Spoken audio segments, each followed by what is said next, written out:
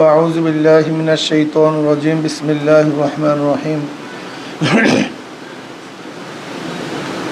أفلا تتفكرون صدق الله العلي العظيم সবাই বলি সাল্লাল্লাহু আলাইহি ওয়াসাল্লাম। ইসলামী ছাত্র আন্দোলন ফরিদাবাদ জামিয়া শাখা কর্তৃক আয়োজিত আজকে নবীন আলেমদের সংবর্ধনা অনুষ্ঠানের সম্মানিত সভাপতি, শ্রদ্ধাভাজন ওলামায়ে কেরাম, জাতির রাহনুমাই যারা করবেন, যারা কর্ণধার, যারা ওরাসাতুল আম্বিয়া, যাদের মাধ্যমে দিন কিয়ামত পর্যন্ত টিকে থাকবে। আলেম ব্যতীত দুনিয়ার মধ্যে দিন টিকে থাকবে না। যতদিন আলেম আছে ততদিন দিন থাকবে, আলেম নেই, দিনের বাতি নিভে যাবে। যেরকম নবীগণ যখন চলে যাইতেন, আর এক নবী আসার আগ পর্যন্ত অন্ধকার আচ্ছন্ন হয়ে যেত জাতি, আবার নতুন নবীর মাধ্যমে দিন জিন্দা হইত। ঈসা আলাইহিস সালাতু ওয়াস সালাম চলে যাওয়ার পরে 570 বছর পর্যন্ত কোনো নবী ছিলেন না। গোটা জাতি অন্ধকারের মধ্যে নিমজ্জিত, দিন বলতে কিছু ছিল না, সব ধ্বংস হয়ে গেছে। নবী আলাইহিস সালাতু ওয়াস সালাম আসার পরে আবার সেই দিনের বাতি জিন্দা হয়েছে, গোটা দুনিয়াকে আলোকিত করেছে। এখন তার নবী আসবে না, সেই দায়িত্ব কে পালন করবে? ওলামায়ে কেরাম। কাজে ওলামায়ে কেরাম যদি না থাকে তাহলে থাকবে কীভাবে দিনের বাতি? এটা থাকবে না ভাই, এটা থাকার কথা না। আপনারা অনেক দামি, আপনারা হলো নবীর ওয়ারিস। আসলে আমার যে সমস্যা আর আমাদের যে সমস্যা, নবীর কাজ বোঝার ব্যাপার আমাদের ইখতিলাফ। আসলে নবীর কাজটা কি? আমরা নবীর ওয়ারিস হিসাবে খুব নিজেকে গৌরব মনে করি, গৌরবান্বিত মনে করি, লেকিন নবীর কাজ করতে কিন্তু আমরা স্বাচ্ছন্দ্যবোধ মনে করি না, নবীর কাজ আঞ্জাম দিতে চাই না। এমনকি আমাদের মধ্যে এমনও অবস্থা চলতেছে যে কেউ যদি রাষ্ট্রের ব্যাপারে আলোচনা করে তাহলে আমরা তাকে আলিমই মনে করি না, বুজুর্গই মনে করি না।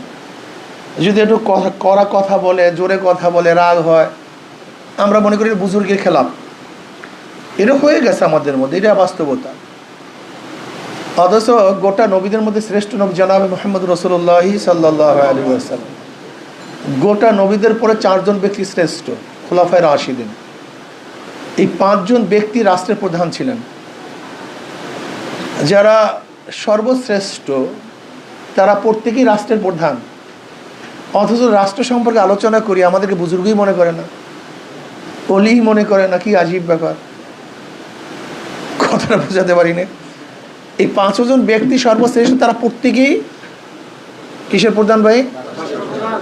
অথচ রাষ্ট্র সম্পর্কে যদি আলোচনা করি, ভাই এই বুজুর্গ না, এই আল্লাহর ওলি না, এই দিনদারি নাই ভাই, দুনিয়াদার হয়ে গেছে। মেজাজ কোথায় গেছে বুঝছেন তো? সংক্ষিপ্ত কথা বুঝেন। নবী আলাইহিস সালাতু ওয়াস সালাম তার সাহাবাদের পরিচয় আল্লাহ পাক প্রথমে শুরু করেন আশিদ্দাউ আলাল কুফফার রুহামাউ বাইনাহুম। প্রথম বলে কাফের বেঈমানদের বিরুদ্ধে খুবই শক্তিশালী, খুবই শক্ত। এরপর নিজেদের মধ্যে আপোসের মধ্যে খুবই নরম। অথচ আমরা যে শক্ত হই, জোরে কথা বলি, ধমকি দেওয়া কথা বলি, বা কাফেরদের মোকাবেলা করি, একটু বুক উঁচা করে দাঁড়াই, গেলে ভাই আলেম না, এ তো বুজুর্গ না, মেজাজ হয়ে গেছে। এটি বাস্তবতা, এইটি বাস্তবতা। কি করি বলেন তো, কোথায় যাই? আজকে ফাসেকদের নেতৃত্ব মানতে আমাদের কোনো আপত্তি নেই, কিন্তু নিজেদের নেতৃত্ব দিতে আপত্তি। ফাসেকদের কাছে চাঁদা তোলায় আপত্তি নেই, কিন্তু নিজে ব্যবসা করতে আপত্তি। কথা বুঝতে পারি? ফাসেকদের কাছে চাঁদা তুলতে আপত্তি নেই, কিন্তু নিজে ব্যবসা করলে দুনিয়াদার হয়ে গেছে। দুনিয়াদার। অথচ আমি যে দিনের ঝুলি নিয়ে বেড়াইতেছি, আমি কাদের কাছে যাইতেছি চাঁদা তোলার জন্য? কাদেরকে সম্মান করতেছি? সমস্ত নবীর ব্যবসায়ী ছিলেন, সমস্ত নবীর ব্যবসায়ী ছিলেন, সমস্ত সাহাবারা ব্যবসায়ী ছিলেন। আব্দুল মুবারক রহমতুল্লাহ আলাইহি হাফিজুল হাদিস, যিনি মুস্তাহিদ, মুস্তানবিদ ইমাম, তিনি তার সময়কে 3 ভাগে ভাগ করতেন। 3 4 12, 4 মাস করে ভাগ করতেন। 4 মাস এলেম অর্জন করতেন, 4 মাস জিহাদের ময়দানে থাকতেন, 4 মাস ব্যবসা করতেন। ইমাম আজম আবু হানিফা রহমতুল্লাহ ব্যবসায়ী ছিলেন। বরবলি আব্দুল কাদের জিলানী রহমতুল্লাহ ব্যবসায়ী ছিলেন। হযরত আবু বকর সিদ্দিক রাদিয়াল্লাহু তাআলা আনহু খেলাফতের দায়িত্ব পাওয়ার পরে কাপড়ের গাঁঠি নিয়ে রওনা করছেন বাজারের দিকে। ওমর ইবনে খাত্তাব রাদিয়াল্লাহু বললেন, ভাই আবু বকর কোথায় যান? বলে ব্যবসা করার জন্য যাই। কাঁধে কি? বলে কাপড়ের গাঁঠি। বলে গোটা জাতির গাঁঠি আপনার কাঁধে, আর আপনি কাপড়ের গাঁঠি নিয়ে যান এখন বাজারে। বলে খাবো কি? সংসার চলবে কিভাবে? আসেন বাইতুল মাল থেকে কিছু ভাতার ব্যবস্থা করি। এই প্রথম বাইতুল মাল থেকে ভাতার ব্যবস্থা করা হয়েছিল। কিন্তু আবু বকর রাদিয়াল্লাহু তাআলা জিন্দেগিতে যে ভাতা নিয়েছিলেন, ইন্তেকালের পূর্ব মুহূর্তে সব ফেরত দিয়েছিলেন। আবু হুরায়রা রাদিয়াল্লাহু তাআলা আনহু, তাকে যখন প্রশ্ন করা হয়েছে, তুমি ইসলামী গ্রহণ করছো 6ষ্ঠ বা 7ম হিজরিতে, আর তুমি এত হাদিস কিভাবে শিখলা, এত এলেম কিভাবে শিখলা? তখন কি বলেছিলেন? যে আনসাররা তো ক্ষেত নিয়ে ব্যস্ত ছিল, আর মুহাজিররা ব্যবসা নিয়ে ব্যস্ত ছিল, আমি আবু হুরায়রা কি করছি? এলেম নিয়ে ব্যস্ত ছিলাম। দেখেন, আমি বলতে চাই যে এখন কেউ ব্যবসা করে, ধরেন আলেমরা কেউ যে ব্যবসা করে, এলেম কবুল হয়নি, তাহলে এর উপর আল্লাহর গজব আছে, এর এলেমই কবুল হয়নি। মেজাজ ভাই, মনে কিছু নিয়েন না, এটা মেজাজ হয়ে গেছে আমাদের। কেন তুমি রেজেকের জন্য আর একজনের হাত পাততে পারো, কিন্তু নিজের রেজেকের তালাশ করতে পারো না। হাত পাতাটাকে তুমি অন্যায় মনে করো না, কারাহিয়াত মনে করো না, কিন্তু নিজের ব্যবসা করাকে কারাহিয়াত মনে করো। এটা মেজাজ, আমাদের সেন্স হয়ে গেছে এরকম, বলার কিছু নেই, এটা পরিবর্তন করতে হবে। 16 ভাগ রহমতের 12 ভাগ কাদের উপরে? তাজিকুস সুদুক, যারা সত্য ব্যবসায়ী, এদের উপর 12 ভাগ ব্যবসার রহমত নাজেল হয়। অথচ আমরা আজকে সত্য ব্যবসা করতে পারি না, এটাকে দুনিয়াদারি মনে করি। উচিত, আপনারা জানেন মাগরুবুর রহমান রহমতুল্লাহ আলাইহি, যিনি আমাদের জমানায় মোহতাম ছিলেন দেওবন্দের, তিনি 4টা চিনির কলের মালিক ছিলেন, সমস্ত কারেন্ট বিল একা দিত। এমনকি সাইদ আহমদ পালরপুরি রহমতুল্লাহ আলাইহি, তিনি কিন্তু তার বাসার মধ্যে বিশাল ঠোঙ্গার কোম্পানি ছিল, ওই যে ঠোঙ্গা বানাই রিজিকের জন্য। আমি বলতে চাই, আমাদের মেজাজ হয়ে গেছে, কেউ যদি ব্যবসা বাণিজ্য রিজিকের জন্য চেষ্টা করে, অথচ আমি 10 টাকা বাড়াবার জন্য, ইমামতির 10 টাকা বাড়াবার জন্য ওই কমিটির কাছে কত আহ্বান করি, কত নত হয়ে কথা বলি, তাতে আমার কোনো লজ্জাও হয় না, আপত্তিও হয় না, আমার সম্মানের খেলাপ হয় না। কিন্তু এই ব্যবসা করলে সম্মানের, আমি ব্যবসার জন্য উদ্বুদ্ধ করছি না ভাই, আবার ভুল বুঝিয়েন না যে এলেমের থেকে মাহরুম করতেছে। আমি বলতেছি যে রেজেকের জন্য আমাদের ভিন্ন পন্থা অবলম্বন করা দরকার, এগুলো আমাদের মেজাজের মধ্যে না, আমি সেইটা বলতে। ব্যবসা করে এটা আমি চাই না যে সবাই ব্যবসায়ী করেন, কিন্তু এটাকে দুনিয়াদারি মনে করি। এটাকে কি মনে করি ভাই? কিন্তু এটা দুনিয়াদারি না। কাসবুল হালালে ফারিজাতুন বাদাল ফারিজা, কিয়ামতের ময়দানে মিজানের পাল্লা সবচেয়ে বেশি ওজন কি হবে? পরিবার পরিজনের জন্য যে হালাল রুজির থেকে খরচ করছেন, সেই ন্যাক আমল বেশি ওজন হবে না ভাই? তো সবাই তো জানি। মেজাজের খেলাফ হয়ে গেছে। এরপর আসেন রাজনীতি। রাজনীতি কেউ যদি করি, তাকে আমরা কেউ বুজুর্গই বলি করি না। রাজনীতি করতে করতে রাজা হয়, রাজনীতি করতে করতে কি হয় ভাই? লাজা হয়। আপনার রাজনীতি যদি না করেন, রাজা হবেন কিভাবে? হবেন কি আমাকে বলুন না, পদ্ধতি কি বলেন? আমাদেরকে ইখতলাফে লাগাইয়া দিস, পন্থার ইখতলাফে মাকসাদকে হারায় ফেলাইছে, বুঝাতে পারিনি। যাব বরিশাল, কিন্তু কোন পন্থায় যাব ইখতলাফ করতে করতে ওই ঢাকাতেই আছি, কোনোদিন বরিশাল যেতে পারিনি। কথা বুঝাতে পারিনি, যাবো কোথায়, কিন্তু কোন পন্থায় যাব, ওই পন্থা আবিষ্কার করতে করতে আমার শত্রুহারা বরিশাল চলে গেছে। বরিশাল থেকে কুয়াকাটা পর্যন্ত ঘুরে আসছে, কিন্তু আমি কিন্তু সেখানে বসে মাজলিসের মধ্যে কোন পন্থা কোন পন্থা। আরে ভাই, যেই পন্থা হোক, তুমি উড়িয়া যাও, সমস্যা কি? যাও না, আমাদের ছেলেদের মধ্যে, কমিয়ান ছেলেদের মধ্যে কেতাল জেহাদ দিয়ে এমন ইখতিলাফাত এখন আবার নাই। এখন কিন্তু আবার সেইটা বিলীনের পথে, কথা ঠিক না? বাস আরে সুবহানাল্লাহ, কাফের মুশরিক, আমাদের ছেলেরা আমাদেরকে কাফের মুশরিক, দ্বীনের বাইরে, অমুক তমুক, কত যে ফতুয়া, আল্লাহ তুই মাফ করে দাও। আজীব ব্যাপার রে ভাই, এনে ইখতিলাফের কি আছে, এনে কাফের মুশরিকের কি আছে? তোমার কাছে মনে হয়েছে এইটাই ভালো পন্থা, তুমি শুরু করো না।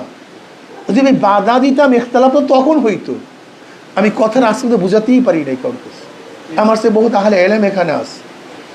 আপনি একটা পন্থা আবিষ্কার করছেন, আমি বরিশাল এই পন্থায় যাব, জিহাদ কেতাল এগুলো অসাইল না? মাকসাদ তো ইসলামী হুকুমত। জিহাদ কি এগুলি ভাই? এটা হাসানলি জাতি না হাসানলি গায়রি? হাসানলি গায়রি। তুমি একটা পন্থা আবিষ্কার করছো, এই পন্থা ইসলাম হুকুমাত কায়েম করবো। যদি আমি বাধা দিতাম ইখতিলাফ এশকাল তখন হইতো। আমি তো বাধাই দেয় না, তুমি শুরু করো না কোনো কাজটা। তুমি খেলে আমাকে ফতুয়া দিয়ে বেড়াইতেছো, এটা কাফের, এটা মুশরিক। তোমার কি এই কাজ ছিল না? তোমার কাজটা করা উচিত ছিল। তুমি কাজটা খারাপ ভাগ দিয়ে তুমি খেলে আমাকে ফতুয়া দিয়ে বেড়াইতেছো, কি আজীব ব্যাপার। আমি কথাটা বুঝাতে পারি নাই? বুঝলাম আমার পন্থাটা তোমার দৃষ্টিতে ভালো না, আমি ভালো না, আমি যেতে পারবো না, সমস্যা কি? আমি বরিশাল যেতে পারবো না।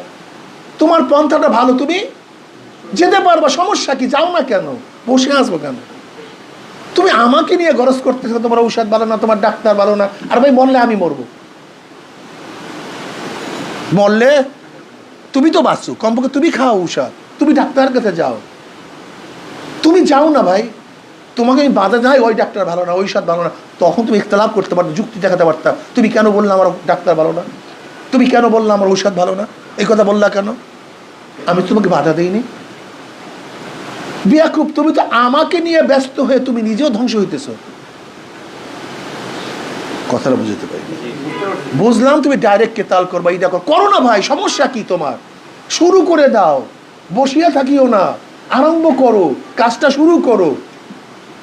তারপরে দেখবো কে হক কে বাতিল, সেটা পরের কথা। কাজটা শুরু করো। আমার এই বাবারা, আমার ছাত্ররা, আমার শ্রেণস্পদেরা কাজটা শুরুই করে না, শুধু ফতুয়া দিয়ে বেড়ায়, আর একজনকে শুধু ঘৃণা করিয়া বেড়ায়। তোমার এটা কাজ ভাই? ঘৃণার কাজটা কি? তুমি কাজটা শুরু করো। কিন্তু তা না করে আমরা শুধু ইখতিলাফ করি, এটাই আমাদের মেজাজ হয়ে গেছে। যাই হোক, যাই না, ভুল না ভুল না সঠিক দেওয়া যায় না। এরপরে আসুন আমাদের ছেলেদের অবস্থাটা কি।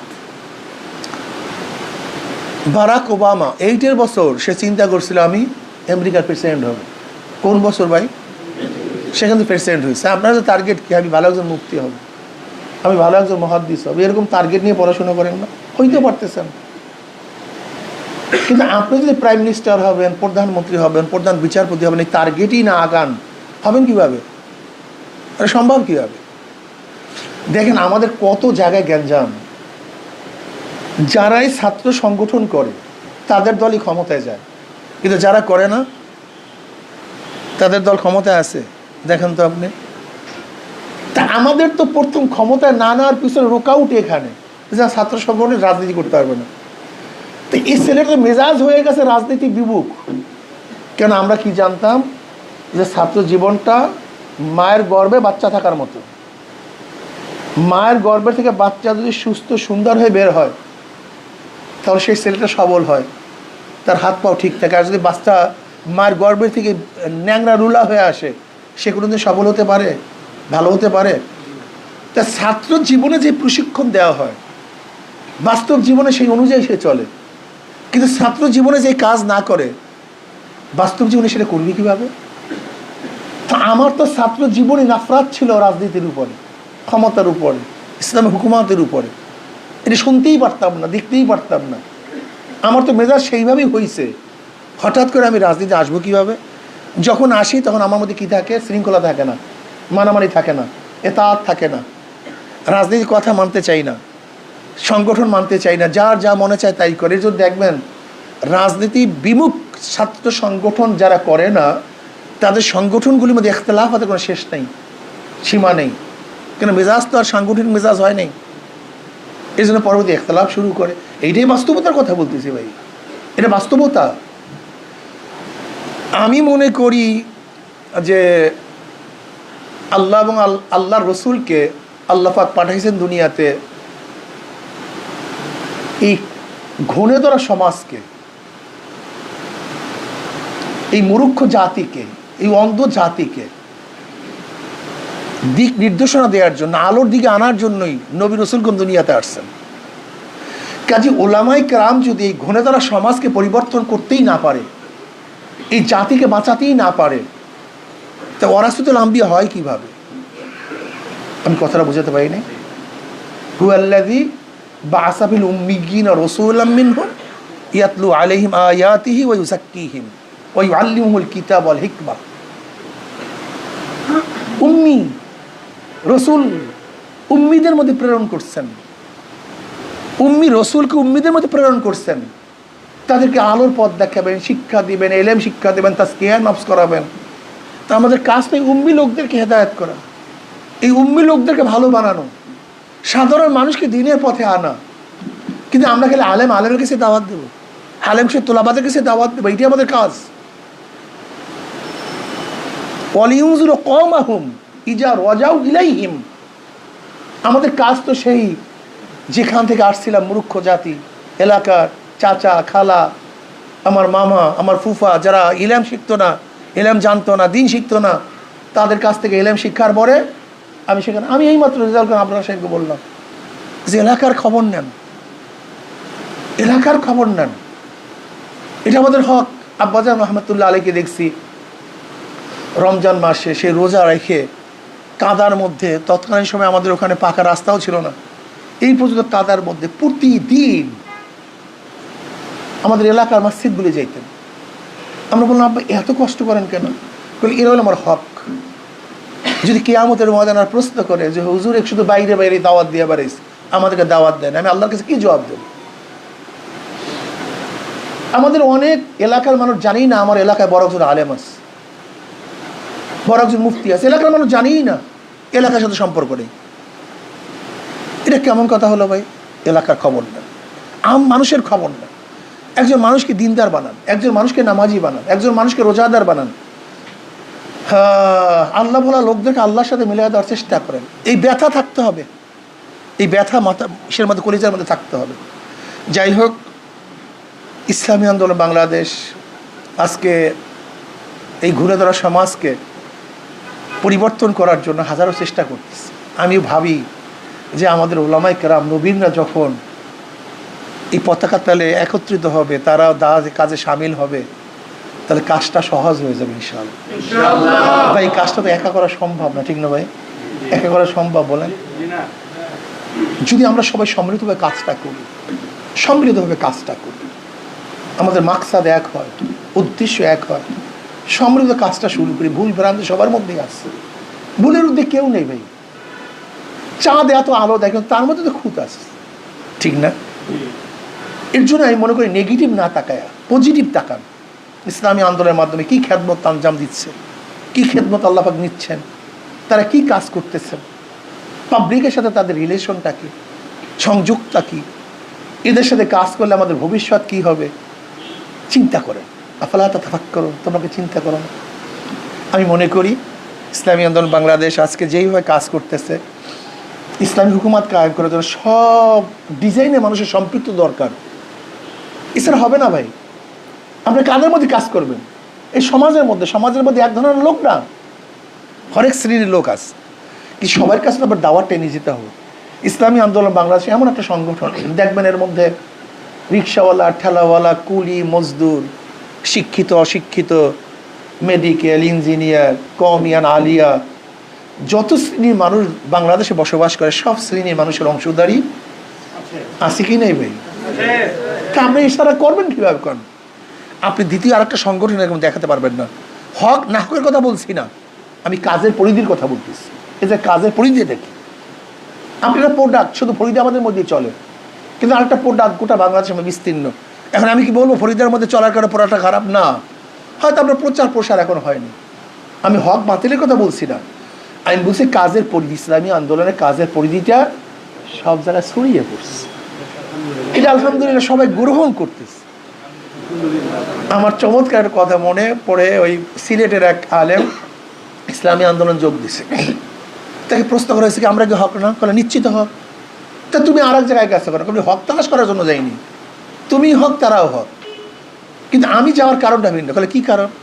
বলে দেখো, আমার মূল উদ্দেশ্য হল ইসলাম হুকুমাত কায়েম করা, সংগঠন হলো আমার ওয়াসায়েল, সংগঠন ব্যতীত ইসলাম হুকুমাত কায়েম করা সম্ভব না। আম পারা আমার মাকসাদ, লাঠি আমার মাকসাদ না, লাঠি আমার ওয়াসায়েল, এর মাধ্যমে আম পারি। কিন্তু আমি যে লাঠি দিয়ে আম পাড়তে যাই, সেই লাঠিটা তো বড় হয় না, বরং ভেঙে যায়। সেই লাঠি দিয়ে কি করতে আম পাড়তে পারবো? কোনোদিন সম্ভব না। আমি যে সংগঠন করি, সেই সংগঠনটা বড় হয় না, বারবার ভেঙে যায়।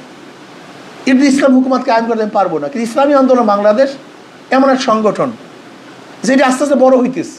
কি কথা ঠিক না? আশা করা যে ইনশাআল্লাহ একদিন না একদিন আম পাড়া যাবে। এর জন্য আমি সেখানে গেছি, হক এবং বাতিলকে কেন সাব্যস্ত করার জন্য চাইনি। আমি কথাটা বুঝতে পারছি, কে হক কে বাতিল এটা সাব্যস্ত করার দরকার নেই। আপনি এই কথা বলেন যে ইসলামী আন্দোলন বাংলাদেশ আমি কেন অংশগ্রহণ করি, যে আমার মাকসাদ হল ইসলাম হুকুমাত, আর ইসলামী আন্দোলন বাংলাদেশ হকের উপরে থেকে ইসলাম হুকুমাত কায়েম করার চেষ্টা করতেছে, তারা আস্তে আস্তে বড় হচ্ছে। আশা করি আজকে হোক কালকে হোক একদিন না একদিন ইসলাম হুকুমাত কায়েম করা যাবে ইনশাআল্লাহ। এর জন্য আমি ইসলামী আন্দোলন করি। আমি আমার তোলাবাদেরকে বলবো, আমার ছাত্র বাবাদেরকে বলবো, তোমার ইখতলাফ করলে স্বাধীন ইখতলাফ করতে পারবেন। যেরকম আমরা যতটুকু জানি, তাতারিরা যখন ইরাকের উপরে হামলা করছিল, তখন সেখানের ওলামায়ে কেরাম ব্যস্ত ছিলেন গরুর পোশাক পাক না নাপাক, এই মাসালা নিয়ে এত দ্বন্দ্ব সৃষ্টি হয়েছিল যা চিন্তাও করা যায় না। আজকেও গোটা ইসলামকে, গোটা সমাজকে গ্রাস করে ফেলতেছে, আর আমরা এখন ওয়াসাইল নিয়ে ইখতলাফ করতেছি, কোন পন্থায় ইসলাম হুকুমাত কায়েম করব। আমি ইখতলাফের মধ্যে নাই। যদি কেউ মনে করে এই পন্থে ইসলাম হুকুমাত হওয়া সম্ভব, আমি শুরু করেন ভাই, আপনাকে আমি বাধা দিচ্ছি না, আপনি কাজটা শুরু করেন। কাজটা যদি শুরু করি তাহলে ইনশাল্লাহ অবশ্যই মাঠের মধ্যে দেখা হবে। কি কথা ঠিক না? আর আপনি যদি ঘরের মধ্যেই থাকে, তা মাঠে দেখা হবে কিভাবে? ওর ভাই ইসলামী হুকুমাত কায়েম করার জন্য রাস্তায় নামেন, কাজটা শুরু করি, ঠিক না? তাহলে মাঠে সবার সাথে দেখা হবে। আমি আপনাকে হক বা বাতিলের কথা বলছি না, আপনি যেই পন্থাই হোক না কেন, আপনি কাজটা শুরু করেন, আমরা ইসলাম হুকুমাত কায়েম করার চেষ্টা করি। তবে মনে রাখবেন, ইসলামী আন্দোলন বাংলাদেশ কোনো নির্দিষ্ট পন্থাকে, পদ্ধতিকে ইসলাম হুকুমাত কায়েম করার ওসিলা মনে করে না। ইসলামী আন্দোলন বাংলাদেশ যখন যেইখানে, যখন যেই জায়গায়, যেই সময়, যেই পদ্ধতি, যেই প্রক্রিয়া, যেই পন্থা অবলম্বন করলে ইসলাম হুকুমাত কায়েম হবে, ইসলামী আন্দোলন বাংলাদেশ তখন সেই সময় সেই জায়গায় সেই পন্থাই অবলম্বন করতে রাজি আছে। নির্বাচনই আমাদের একমাত্র হুকুমাতের মাধ্যম না। আমি কথাটা বুঝাতে পারিনি। যদি এর চেয়ে অন্য কোনো সুন্দর পন্থা চলে আসে, আমরা সেই পন্থা ধরবো। তারপরও অন্য কোনো সুন্দর পন্থা আসলে যদি সেইটা বাদ দিয়ে আর একটা হয়, আমরা কোনো নির্দিষ্ট কোনো পন্থা পদ্ধতিকে ইসলাম হুকুমাত কায়েম করার জন্য নির্দিষ্ট কোনো পন্থা পদ্ধতিকে মানি না। যখন যেই সময় যেই পন্থা পদ্ধতি অবলম্বন করার দরকার ইসলামী আন্দোলন বাংলাদেশ, তখন সেই সময় সেই পদ্ধতি অবলম্বন করবে ইনশাআল্লাহ। কাজে আমাকে, আমাদের সবাইকে আল্লাহ পাক একযোগ হয়ে, একত্রিত হয়ে কাজ করার তৌফিক দান করেন। আপনারা সবাই আসছেন, আপনাদের